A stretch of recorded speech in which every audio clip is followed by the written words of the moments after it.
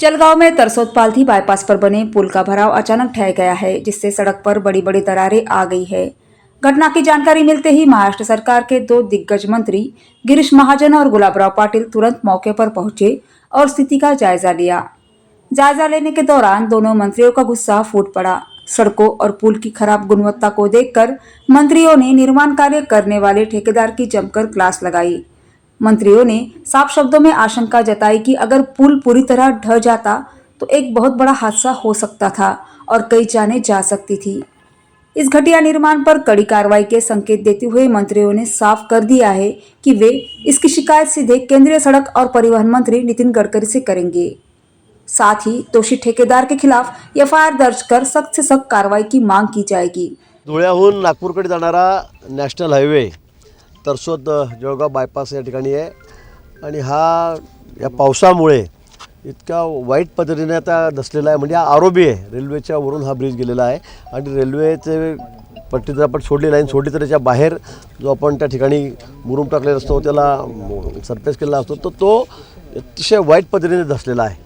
या ठिकाणी ठेकेदारांचे माणसं आलेले आहेत, त्यांच्याशी आम्ही बोललो, त्याचे मालक अजून आलेले नाहीत, ते येतील। गडकरी साहेबांच्या कार्यालयाशी आमचा संपर्क आहे, गडकरी साहेबांच्या कानावर सगळी बातमी गेलेली आहे, माहिती दिली, फोटोसुद्धा आम्ही पाठवलेले आहेत। पण या संदर्भामध्ये उद्या दिल्लीची टीम या ठिकाणी येते, जे एक्सपर्ट आहेत त्यातले ते या ठिकाणी येत आहेत आणि ते पाहणी करून नंतर काय असेल कारवाई ते केली जाईल। पण मला वाटतं अतिशय विषय गंभीर आहे, अतिशय गंभीर विषय या ठिकाणी आहे। अशा पद्धतीने एवढ्या मोठ्या ब्रिजवर थोडाफार पाऊस पडला म्हणजे काही फारही पाऊस तर मी असं म्हणेल, पाऊस आम्ही काल एक पाडलेले आहेत। आता आम्ही कोकणातला पाऊस पडला, पालघरला पाहिलं, रायगड, पण छोटासुद्धा पूल 2-5 कोटीचा धसलेला नाही। पण ज्या पद्धतीने या ठिकाणी ही सगळी माती धसलेली आहे हा अतिशय गंभीर आहे। माननीय गडकरी साहेबांच्या कानावर मी सर्व टाकलेलं आहे, त्यांनी सांगितलं की जर कडक ॲक्शन आपण त्या ठिकाणी घेऊ, पण मोठी दुर्घटना टळली असे म्हणायला हरकत नाही।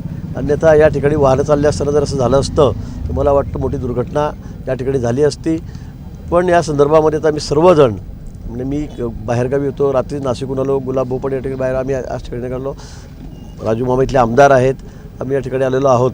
पण एक कडक कारवाई करण्याच्या संदर्भामध्ये ठेकेदारावर मग त्याला ब्लॅकलिस्ट करा, त्याच्यावर कारवाई करा, कारण एक ठेकेदार काम घेतो, दुसऱ्याला सबलेट करतो, तो तिसऱ्याला सबलेट करतो, अशा पद्धतीने काम चाललेलं आहे आणि म्हणून त्याच्यावर कठोर कारवाई झाली पाहिजे अशी मागणी आम्ही गडकरी साहेबांकडे केलेली आहे। नाही, या संदर्भामध्ये आपल्या इथल्या खासदार स्मिताताई वाघ यांनी वारंवार तक्रार केली आहे, ठेकेदाराला सुद्धा वॉर्निंग दिली होती, गडकरी साहेबांकडे सुद्धा पत्र देऊन त्यांनी तक्रार केलेली आहे।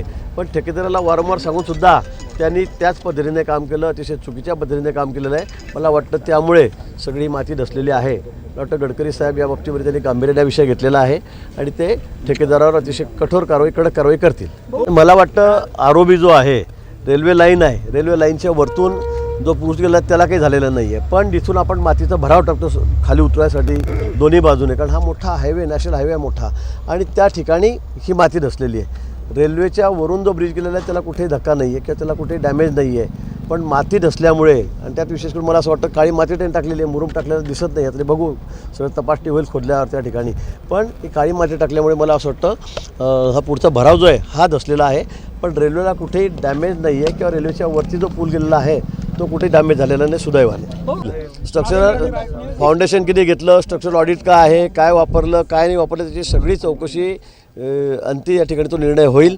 पण निश्चित या संदर्भामध्ये सगळी चौकशी, सखोल चौकशी या ठिकाणी केली जाईल। हे बघा, जिल्हा नियोजन समितीमध्ये असेल किंवा खासदार स्मिताताई असतील, यांनी वेळोवेळी या ठिकाणी या गोष्टीच्या तक्रारी केलेल्या आहेत। ऑलरेडी याची मुदत संपल्यानंतर सुद्धा याला मुदतवाढ देण्यात आली, तरीसुद्धा या कॉन्ट्रॅक्टरने हे काम सबलेट केलं आणि सबलेट केल्यानंतर आज बघताय की परिस्थिती काय आहे। त्यांना राज्याच्या कोणत्याही नेत्यांनी किंवा पदाधिकाऱ्यांनी तक्रार केली त्याचं त्यांनी NC घेतलेलं नाही, कोणाचं ऐकलं नाही। आसोद्याच्या शेतकऱ्यांनी तक्रार केली, त्यांचं ऐकलं नाही, जनरल लोकांनी तक्रार केली, त्यांचं ऐकलं नाही, खासदारांनी तक्रार केली, त्यांचं ऐकलं नाही, जिल्हा नियोजन समितीमध्ये वेळोवेळी तक्रार झाली, त्यांचं ऐकलं नाही। हा मगरूरपणा आहे आणि देवाची कृपा आहे की रेल्वेच्या बाजूला हे धसलं नाही, नाहीतर आज फार मोठी हानी झाली असती। पण आज हा एवढा मोठा रस्ता जाणारा, त्यामुळे ट्रॅफिक आज बंद झालेली आहे। हे बघा, माझं तर म्हणणं आहे की स्ट्रक्चरल ऑडिट झालं पाहिजे, त्याच्यावर फौजदारी गुन्हा दाखल झाला पाहिजे, वेळ पडली तर जेलमध्ये घालता आलं तर घातलं पाहिजे, असा विचाराचा मी माणूस आहे। कारण की हा पूल काही छोटा पूल नाही आहे, हा पूल देशाला जोडणारा पूल आहे, 4-5 राज्यांना जोडणारा पूल आहे। ह्या पुलाच्या माध्यमातून जर अशी घटना घडत असेल तर अद्दल घडवली पाहिजे की याच्या पुढे देशामध्ये असा कोणीही कॉन्ट्रॅक्टर असू नये की ज्याने असं काम करावं। या संदर्भात तक्रारी असतात लोकांना मी पण काय पत्र दिलेलं आहे ऑलरेडी पूर्वी पण, आणि नियोजन बैठकीमध्ये आपण सगळेजण आहात. प्रत्येक वेळेस लोकांच्या तक्रारी त्यांच्या येत होत्या. आता तुम्ही माझ्या गावापासून जर गेला तर एकलगण्यापर्यंत जे सर्व्हिस रोड पाहिजे ते सुद्धा पूर्ण केलेलं नाही या लोकांनी.